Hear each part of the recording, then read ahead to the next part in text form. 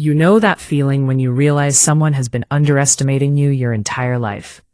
Well, let me tell you about the night I turned that underestimation into the most satisfying moment of my 72 years on this earth. My name is Eleanor, and this is the story of how I destroyed my husband's affair with a single sentence in perfect German. Before we dive into this scandalous tale, if you enjoy stories of karma, revenge, and women who refuse to be taken for fools, make sure you hit that subscribe button and ring the notification bell. Trust me, you won't want to miss what happens next. And please, let me know in the comments where you're watching this from. Are you Team Eleanor? Drop your country and let's see how global this revenge story goes. The beginning of the end of my 45-year marriage to Richard started on a Tuesday morning that seemed perfectly ordinary. Richard had been working late more frequently, claiming his new boss at the engineering firm was demanding and detail-oriented. Her name was Katharina Schmidt, freshly transferred from the Munich office, 30 years old, blonde, and according to the company website I've secretly scrolled through, devastatingly beautiful. I'm not a fool. I've been married long enough to know when something shifts. Richard started wearing cologne again. He bought new ties. He whistled in the shower. These weren't the actions of a man burdened by work. These were the actions of a man trying to impress someone. That's when I remembered my grandmother, my Oma Helga. She'd been German, immigrated to America in the 50s, and raised my father bilingual. I'd grown up hearing the language, understanding snippets, but never fully learning it. Teenage Eleanor had been more interested in boys and rock music than conjugating verbs. But 72-year-old Eleanor? She had time, motivation, and a growing suspicion that her husband was keeping secrets in a language he thought she didn't understand. I enrolled in online German classes that very week. I told Richard I was taking a watercolor painting course for seniors. Every morning after he left, I sat at my kitchen table with headphones on, repeating phrases, learning vocabulary, slowly becoming fluent. Duolingo became my best friend.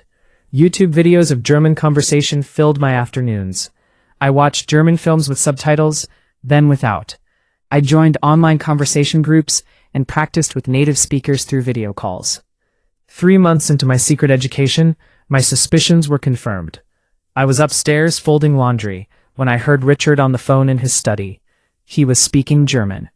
My German was good enough to understand most of it, and what I heard made my blood run cold. Nein, sie weiß nix, he said. No, she knows nothing. Sie spricht kein Deutsch. She doesn't speak German. Then a laugh, warm and intimate. Katharina, meine Liebe, du machst dir zu viele Sorgen. Katharina, my love, you worry too much. I stood frozen, a towel clutched in my hands, as my husband continued his conversation with his lover. That night at dinner, Richard was cheerful, asking about my day, my painting class. I smiled and answered, playing the oblivious wife perfectly. Inside, I was already planning my revenge. The opportunity came 2 weeks later. Richard came home with an unusual request. His boss, Katharina, wanted to meet me. She was new to the country, and Richard had apparently spoken so much about his wonderful wife that she'd expressed interest in having dinner with both of us at Giovanni's, the expensive Italian restaurant downtown. It would be good for my career, Eleanor, Richard said. It would mean a lot if you'd come. I looked at this stranger who was my husband and smiled. Of course, dear, I'd love to meet your boss. His relief was palpable. He'd expected me to refuse. The fact that I'd agreed so easily should have made him suspicious. But Richard had spent so many years underestimating me. The days before the dinner were torturous. I continued my German studies with renewed intensity. I also hired a private investigator. The report arrived 2 days before the dinner. Katharina wasn't just Richard's lover. She was pregnant. 3 months along. And the baby was almost certainly Richard's. Suddenly everything made sense. This wasn't about Katharina wanting to meet the wife. This was about Richard showing her that I was clueless, that she had nothing to worry about. He probably planned to eventually leave me for her to play devoted father to this new child. But I had other plans.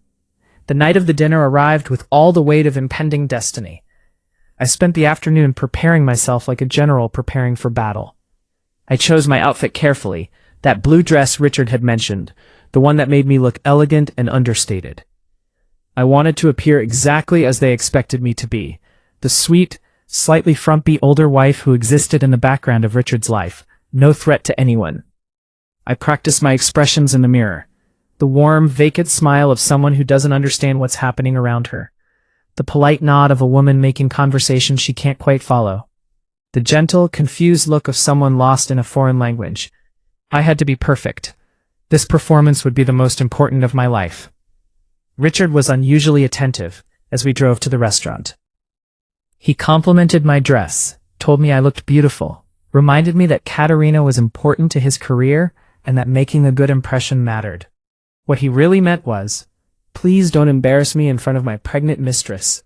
The audacity of it all was almost impressive. Giovanni's was exactly the kind of restaurant Richard and I never went to anymore. We'd been there once, maybe twice, in our early years together when we were still trying to impress each other. The prices were astronomical, the atmosphere dripping with old-world elegance, chandeliers casting soft light over white tablecloths and gleaming silverware. As we walked in, I saw her immediately. Katerina Schmidt was seated at a corner table, and she was every bit as beautiful as her photograph suggested. Tall, blonde, with those sharp cheekbones and ice blue eyes that German women seem to be blessed with. She wore a cream-colored dress that somehow managed to be both sophisticated and subtly displayed her figure. At 3 months pregnant, she wasn't showing much, but I knew what to look for. A slight fullness in her face, the way the dress was cut to flow rather than cling, the absent way her hand occasionally drifted to her stomach. She stood as we approached, her smile bright and warm and completely fake. I recognized it because I was wearing the exact same smile. "You must be Eleanor," she said in accented English, extending her hand. "Richard has told me so much about you. It is wonderful to finally meet." I shook her hand, noting the strength of her grip, the expensive watch on her wrist, the confidence that came from being young and beautiful and used to getting what you wanted. "It's lovely to meet you too, Katerina. Richard speaks very highly of you." We sat down, Richard pulling out my chair with exaggerated courtesy. The waiter appeared with menus, and Richard ordered wine without consulting either of us. An expensive German Riesling, of course. How thoughtful of him. The conversation started in English, safe and professional. Katerina asked about our children, and I told her about Jennifer in Seattle, about Marcus and his family in Boston, about our 5 grandchildren. I showed her pictures on my phone, playing the proud grandmother role to perfection. She made all the appropriate noises of appreciation, but I could see the calculation in her eyes. She was measuring me, determining whether I was a threat, whether Richard had been telling her the truth about his boring, clueless wife. Then, so casually it almost seemed natural, Katerina and Richard slipped into German. It started with a comment about the wine, Katerina saying something about it reminding her of home. I watched them, my expression pleasant and blank, as they continued. What they didn't know was that every word was crystal clear to me. "She seems nice," Katerina said in German, her eyes on me as I looked at the menu. "Very simple." Richard laughed softly. "I told you there was nothing to worry about. Eleanor exists in her own little world. Grandchildren, her garden, her painting class. She has no idea about anything beyond her small life." The cruelty of it hit me like a physical blow, but I kept my face neutral, occasionally looking up to smile at them, as if I was trying to follow along, but couldn't quite manage it. Katerina's hand moved to her stomach, a protective gesture that Richard noticed. He reached across the table and covered her hand with his, a moment of such intimate tenderness that my heart actually ached. Not for the loss of him, I realized, but for the loss of who I'd thought he was. "How are you feeling?" Richard asked her in German, his voice gentle. "Tired. Nervous. This is harder than I expected," Katerina replied, her eyes filling with emotion. Sitting here with her, pretending. "Richard, I don't know if I can do this much longer." "Soon," he promised. "After the baby comes, we'll figure it out. I'll talk to Eleanor. Start preparing her. Maybe suggest marriage counseling. Let her think it's her idea that we grow apart. She'll never see it coming." I took a sip of water, my hand steady despite the rage building inside me. The waiter arrived to take our orders, providing a brief respite from their German conversation. I ordered the chicken piccata, keeping my voice sweet and asking the waiter simple questions about the sauce, playing into their perception of me as uncomplicated and a bit dim. After the waiter left, Katerina excused herself to the restroom. Richard watched her walk away with such obvious longing that it would have been pathetic if it wasn't so infuriating. Then he turned to me, his expression shifting to mild concern. "You doing okay, honey?" he asked. "I know Katerina and I keep slipping into German. Sorry about that. Work habit." "Oh, that's fine," I said, waving my hand dismissively. "I'm just enjoying this beautiful restaurant. It's been so long since we've been somewhere nice." He actually looked guilty for a moment, which might have been satisfying if I didn't know exactly how shallow that guilt was. "We should do this more often," he said, the lies smooth as silk. Katerina returned from the restroom, and as she sat down, something shifted in her demeanor. Maybe it was the reality of the situation finally hitting her, or maybe she needed to reassure herself that she was in control. Either way, what happened next was the opening I'd been waiting for. She looked directly at me, that pleasant smile still on her face, and began speaking to Richard in German again. But this time, her words were pointed, deliberate, meant to be a secret conversation happening right in front of me. "Richard, I need to tell you something," she said in German, her hand moving to her stomach again. "I'm scared about what happens when she finds out. About us, about the baby." "She won't find out," Richard assured her, also in German, reaching for the wine bottle to refill their glasses. "Not until I'm ready to tell her." Katerina leaned back in her chair, her fingers tracing the stem of her wine glass. And that's when she said it. The words that would be her complete undoing. She looked at me, sitting there with my pleasant empty smile, and spoke in German with absolute confidence that I couldn't understand a single word. "You know what's funny?" she said to Richard, her eyes still on me. "She sits there smiling like a fool, completely oblivious. It's almost sad." She paused, took a sip of wine, and then her hand went to her barely visible baby bump. She caressed it gently, almost lovingly, and continued, "Don't worry, little one. The idiot is so happy about this pregnancy. He'll raise your son thinking it's his." The world seemed to stop spinning for a moment. Even through my rage, through my hurt, I felt a cold shock of understanding. This woman, this beautiful, manipulative woman, was playing my husband just as surely as he'd been playing me. She was using him, planning to pass off another man's child as his. And Richard, in all his arrogant certainty, had no idea. The irony was so perfect it almost made me laugh. Almost. Richard, oblivious to what Katerina had just revealed, smiled at her indulgently. "Eleanor doesn't suspect a thing," he said in German. "She never has. In 45 years, she's never questioned me once. It's one of the things that made this so easy." I could have spoken then. I could have revealed everything in that moment. But something made me wait. I wanted to see how far they would go, how deep this betrayal ran. So I sat there, playing my role, as our appetizers arrived, and the conversation briefly switched back to English. "This calamari is wonderful," I said brightly, taking a small bite. "Katerina, you must try it." She smiled at me with such condescension it took all my self-control not to throw the plate at her.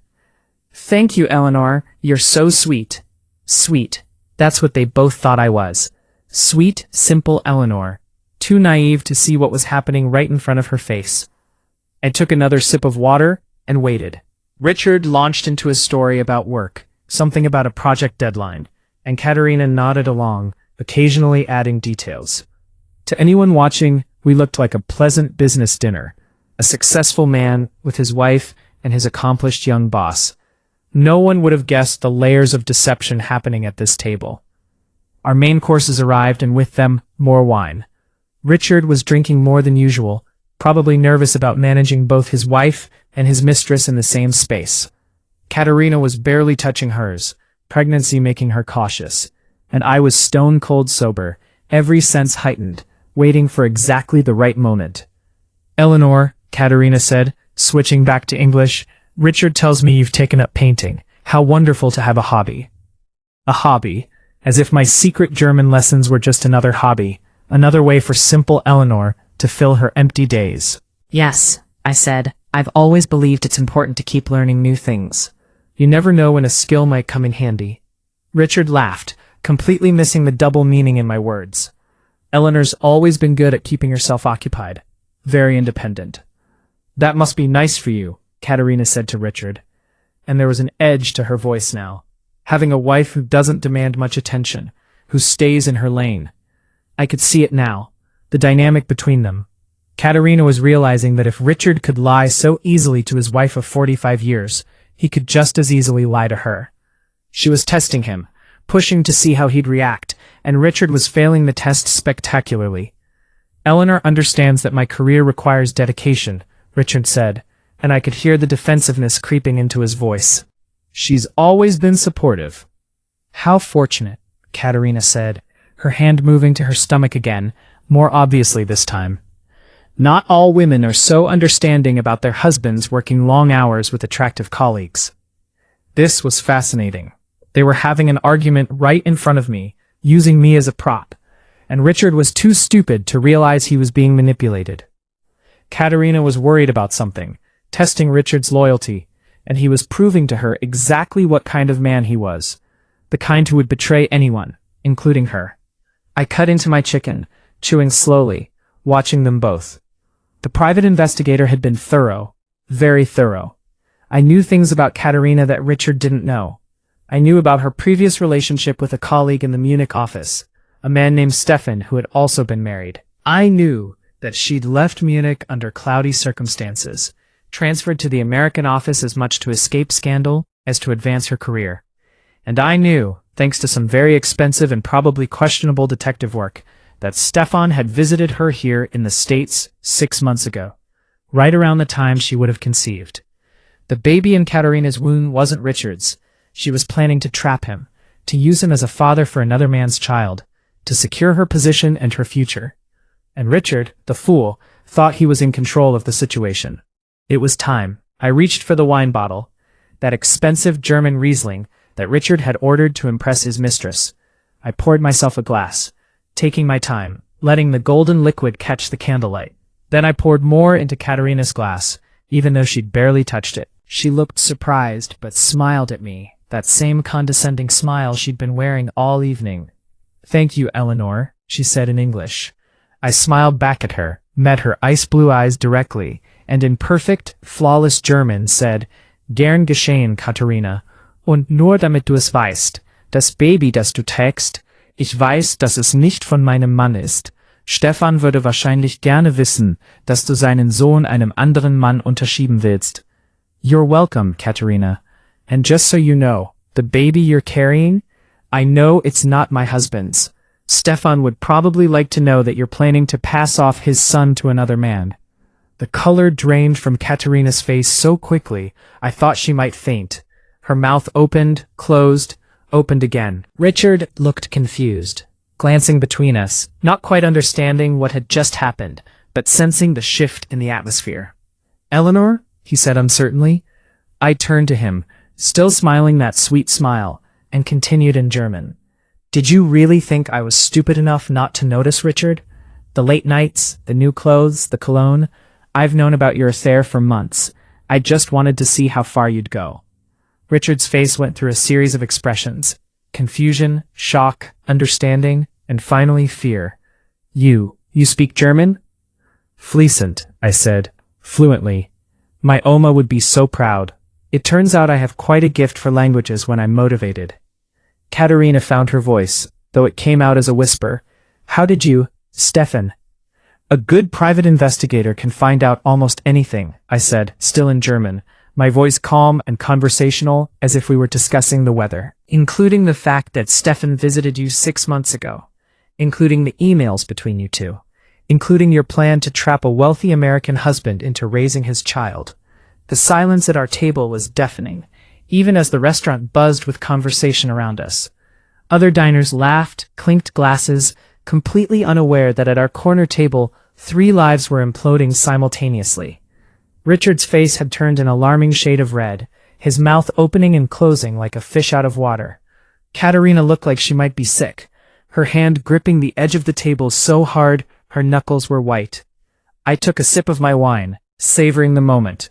All those months of secret studying, all those hours of practice, all the hurt and humiliation I'd swallowed, it all came down to this, and it was even more satisfying than I'd imagined. "I don't understand," Richard finally managed, switching to English, perhaps hoping that would somehow reset the situation. "Eleanor, what is happening?" "What's happening, Richard?" I said, also switching to English now that the cat was thoroughly out of the bag. "Is that your carefully constructed house of lies is collapsing. What's happening is that the two people you've been lying to have just discovered not only that you're a liar, but that you're also a fool."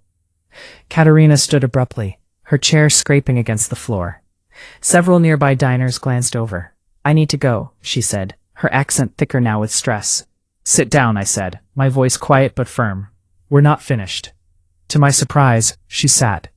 Perhaps it was shock, or perhaps she recognized that running would only make things worse. Richard reached for her hand, but she pulled away from him, her eyes filling with tears. "Katerina," Richard said desperately, "whatever she thinks she knows." "She knows everything, you idiot," Katerina hissed at him in German, apparently forgetting that I could understand. "She knows about Stefan. She knows the baby isn't yours. We're finished." Richard turned to me, his face now pale instead of red. "The baby isn't mine?" I almost felt sorry for him. Almost. "No, Richard. The baby isn't yours. Your mistress has been playing you just as thoroughly as you've been playing me. Karma has a beautiful sense of irony, doesn't it?" Our waiter approached cautiously, clearly sensing the tension. "Is everything all right here?" "Everything is perfect," I said brightly. "Could we get the check, please? I think we're done with dinner." He hurried away, and I turned back to my companions. Richard looked devastated, betrayed, his entire worldview crumbling. Katerina looked cornered, dangerous, her mind clearly racing to find a way out of this situation. "You can't prove any of this," Katerina said, switching to English, her voice hard. "This Stefan story, it's speculation." I pulled out my phone, opened a folder I'd prepared, and slid it across the table to her. "DNA evidence is pretty conclusive, Katerina." Stefan was more than happy to provide a sample when the investigator explained the situation. "Apparently you told him you'd terminated the pregnancy." He was quite surprised to learn that wasn't true. This was a bluff, actually. Stefan had refused to cooperate, but Katerina didn't know that. Her face told me everything I needed to know. She was caught, and she knew it. "What do you want?" she asked finally, her voice barely above a whisper. "What do I want?" I repeated, considering the question. "I want you to disappear from my husband's life. I want you to go back to Germany, or go to Stefan, or go anywhere else. But leave. Immediately." "You can't tell me what to do," Katerina said, but there was no strength behind the words. "Actually, I can. Because if you don't leave voluntarily, I'll make sure everyone at your company knows exactly what kind of person you are. I'll make sure Stefan knows about your plan. I'll make sure the world knows that you tried to trap a married man into raising another man's child. Your career, your reputation, everything will be destroyed." It was a harsh ultimatum, but I was long past caring about being nice. This woman had helped destroy my marriage, had sat across from me speaking cruelly, in a language she thought I didn't understand, had planned to deceive my husband, even while deceiving me. She deserved whatever consequences came her way. Richard finally found his voice again. "We need to talk about this, rationally." I turned to look at my husband of 45 years. The man I'd raised children with, built a life with, loved with everything I had. The man who had thrown it all away for a younger woman who was using him. The man who had called me an idiot in German, thinking I'd never know. "Rationally?" I said, my voice colder than I'd ever heard it. "You want to talk rationally? Fine. Here are the facts, Richard. You've been having an affair with your boss. You've been lying to me for months. You brought me to dinner with your pregnant mistress and laughed about how stupid I was. You discussed leaving me, manipulating me into thinking our divorce was my idea. You called me an idiot who exists in my own little world." Each sentence hit him like a physical blow. I could see him shrinking in his seat, the reality of his actions finally catching up with him. "I was going to leave you tonight. I was going to expose you both, divorce you, take half of everything, and start a new life. That was my plan. Was? Richard asked, a tiny note of hope in his voice. Was, I confirmed. But then Katerina revealed her own deception, and I realized something interesting. You're not the master manipulator you think you are, Richard. You're just another fool who got played. And that changes things. The waiter returned with the check, placing it on the table with obvious nervousness before retreating quickly. I picked it up, glanced at the total, $374 for a meal we'd barely touched, and pulled out my credit card. Eleanor, let me, Richard started. No, I said firmly. I'm paying for this dinner. Consider it my treat. A celebration, if you will. Celebration of what? Katerina asked bitterly. Of my freedom, I said simply. Of the end of living a lie. Of finally seeing both of you for exactly what you are. I signed the credit card receipt with a flourish, adding a generous tip, because the waiter didn't deserve to suffer for our drama. Then I stood, smoothing down my blue dress, and picked up my purse. I'm leaving now, I announced. I'm going home to pack some things, and then I'm going to stay with my daughter in Seattle for a while. When I come back, Richard, I expect you to have moved out of our house.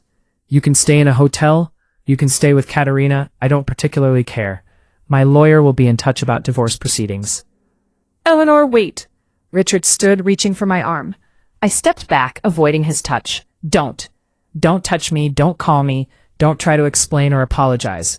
It's too late for all of that. You made your choices, Richard. Now you get to live with the consequences.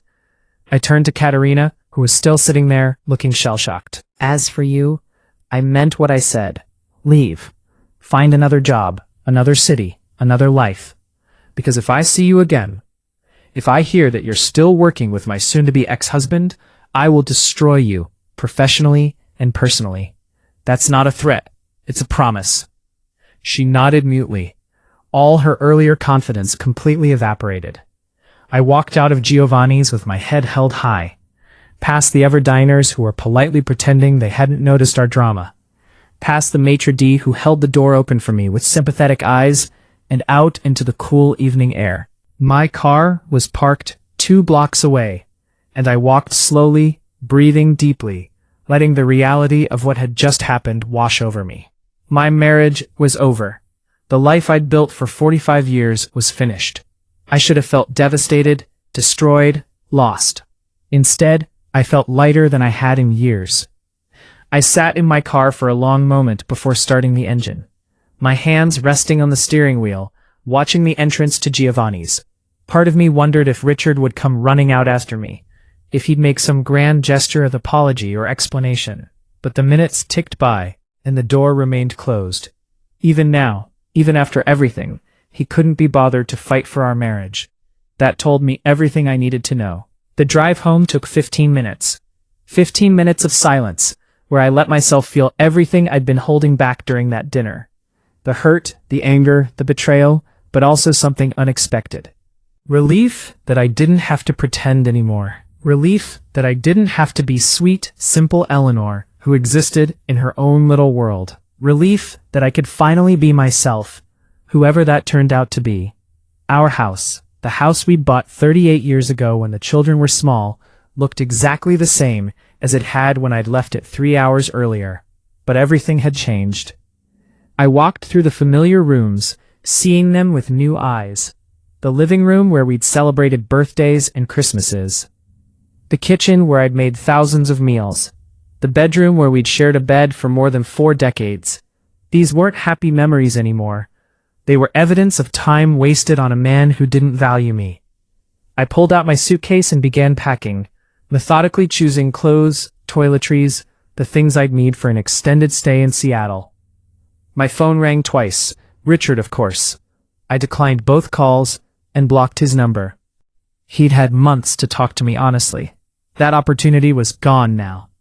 As I packed, I thought about Katerina's revelation. The fact that the baby wasn't Richard's. The cosmic justice of it was almost too perfect. Richard had been so sure of himself, so confident that he was in control, that he was managing both his wife and his mistress with skill and sophistication. Instead, He was just another middle-aged man being manipulated by a younger woman. The baby he'd been so proud of, the son he'd planned to raise while lying to me about its paternity, wasn't even his.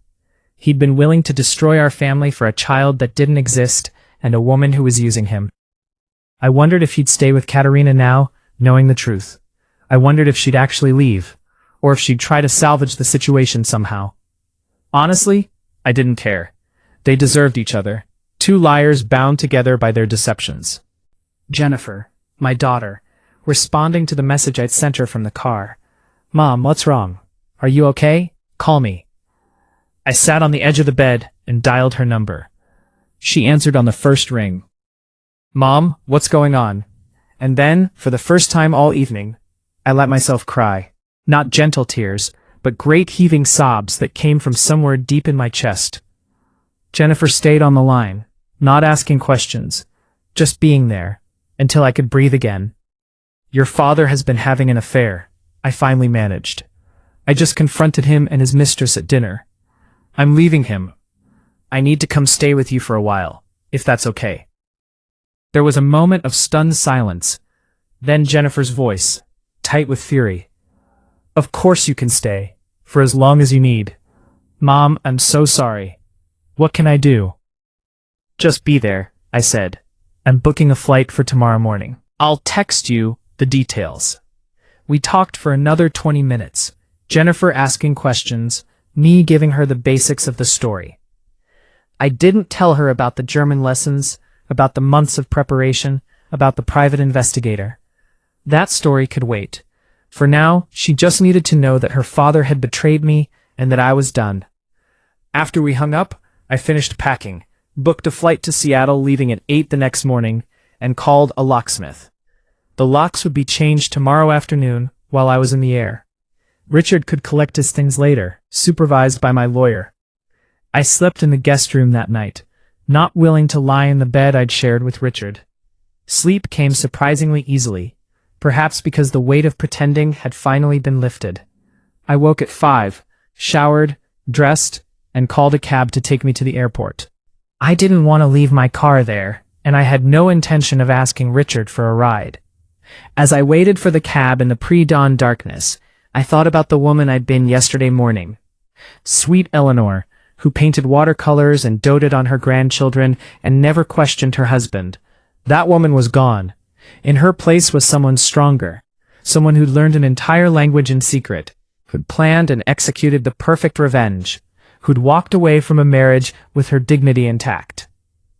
The cab arrived, and as we drove through the quiet streets toward the airport, I watched the sun beginning to rise. A new day, a new beginning. I thought about what came next, the divorce, the division of assets, telling our son Marcus, adjusting to life as a single woman at 72. It should have been terrifying. Instead, it felt like possibility. My phone buzzed. A voicemail from Richard, left sometime in the night. I almost deleted it without listening, but curiosity won. I pressed play. Eleanor. His voice was rough, like he'd been crying. I know you won't answer, but I need to say this. You're right, about all of it. I was a fool. I threw away everything that mattered for something that was never real. I don't expect you to forgive me. I don't forgive myself. But I need you to know that I'm sorry. I'm so sorry. I deleted the message. Sorry wasn't enough. Sorry didn't undo months of lies. Didn't erase the cruelty of that dinner. Didn't change the fact that he'd been willing to discard me like I was nothing. The airport was busy even at this early hour, full of people starting journeys, ending them, moving through the world with purpose and direction. I checked my bag, went through security and found my gate. An elderly man sitting near me smiled. Visiting family? He asked kindly. Starting over, I replied. He nodded, like he understood. Good for you. It's never too late for that. As I boarded the plane, I thought about the story I'd just lived through, the one that would probably be told and retold in our family for generations. The grandmother who learned German in secret and destroyed her husband's affair with a single sentence. It was dramatic, sensational, the kind of story that seemed almost too perfect to be true. But it was true. Every word of it. And as the plane lifted off, carrying me toward Seattle and my daughter and whatever came next, I smiled. Not the sweet, vacant smile I'd worn for so many years, but a real smile, full of satisfaction and hope and the knowledge that I'd stood up for myself when it mattered most. Richard had called me simple, said I existed in my own little world. He'd been wrong about that, wrong about so many things. My world wasn't little. It was about to become bigger than it had ever been. And I was ready for it. The flight attendant came by offering coffee. I accepted it. Black, no sugar. I'd spent 45 years sweetening things for Richard, making life palatable, easy, comfortable. That era was over. As the plane climbed higher, above the clouds into brilliant sunshine, I opened my German language app on my phone. After all, I'd worked hard for this skill. I might as well keep practicing. Who knew where it might take me next? Maybe I'd travel to Germany, visit the places my Oma had told me about. Maybe I'd take other language classes, learn Italian or French. Maybe I'd do all the things I'd been putting off because I was too busy being the wife Richard wanted me to be. The possibilities were endless, and for the first time in longer than I could remember, so was my future. Sie sprach Deutsch. She spoke German, and in doing so, she freed herself.